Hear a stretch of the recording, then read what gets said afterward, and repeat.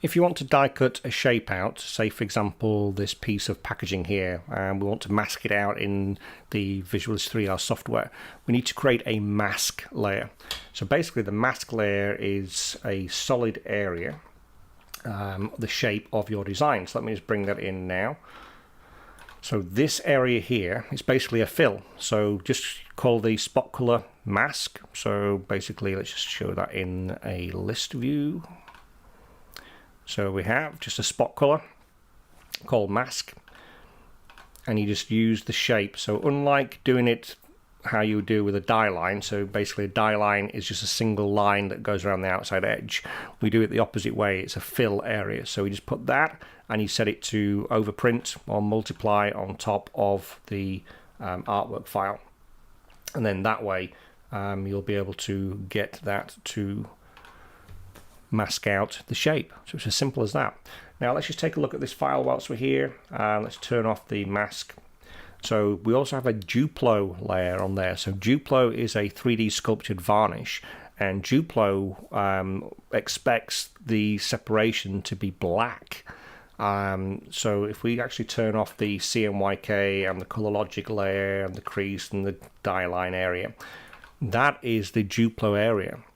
And that's because they want black being 100% solid is where the 100% of the varnish is.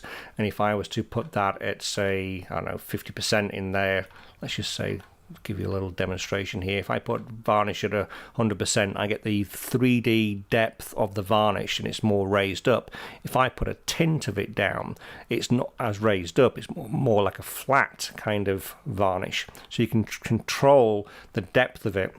It's done on a grayscale basis, and that's fine for how the system works, but it's not very good for a designer when you have to have black sat over the top of your design and you can't see what your design is going to look like, which is another reason for the Visualis software. We can now visualize that 3D varnish.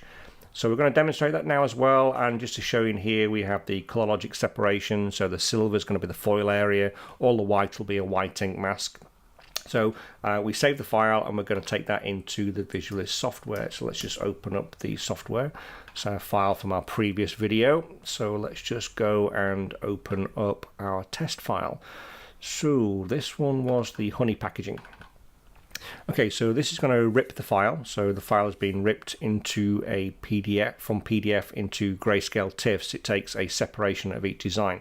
If you decide that it's not quite good enough resolution because we've got small text, fine lines, etc., we can increase the resolution. It will re-rip the file. So bearing in mind this is a multi-page PDF file, it's ripping more pages in a higher resolution, so it might take a little bit longer. So as I mentioned, it is multi-page, so we can toggle through and look at the other settings as well.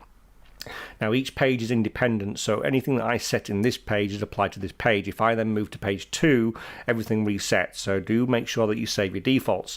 Now by default they do have the presets already put in here, so we can now see the Duplo areas. They've got that lovely varnish on there, bringing that effect to life. Maybe the color logic separation, we're printing on a white ink, and therefore we need to change the substrate over to a foil. So if I didn't have any of my layers on, you'll see that in the background we have foil, and when we put on the color logic separation, it's now white. So what we saw on the artwork file was silver. That's the silver substrate, so that's what we're seeing, and all that white is your white ink mask. And then we put the cyan, magenta, yellow, black. So you can also switch on and off all the different layers. You can see how things work together. Maybe you want to check something. We can mask that out. So the mask layer is what we were working on before, if you remember. So basically that shape masked out the design. We've got the crease and the die line. So maybe maybe our die line area is this kind of like red color. Maybe the crease area is more like a blue. Let's give it like this kind of color so I can see my crease lines on there, and we'll switch on obviously the Duplo.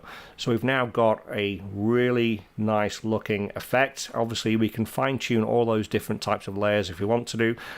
Just to show you, this was a multi-page PDF, so we do support multi-pages.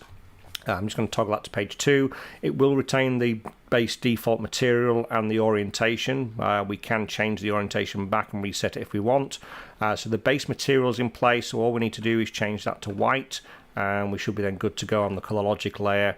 Mask that out, and obviously if you wanted to set up any of your dye lines, you would have to do that again, because like I say, each layer, each file is independent. It doesn't remember what you have from the other one and apply it to the next job, because every job's going to be different. So there we have a really simple way of being able to use the masking option to be able to mask out the shape. Now in the future we may well look at doing a 3D box shape, maybe a cylindrical tube. You'll just have to wait and see what we can come up with, but for now it's a flat sheet working. So there we go, masking out your designs.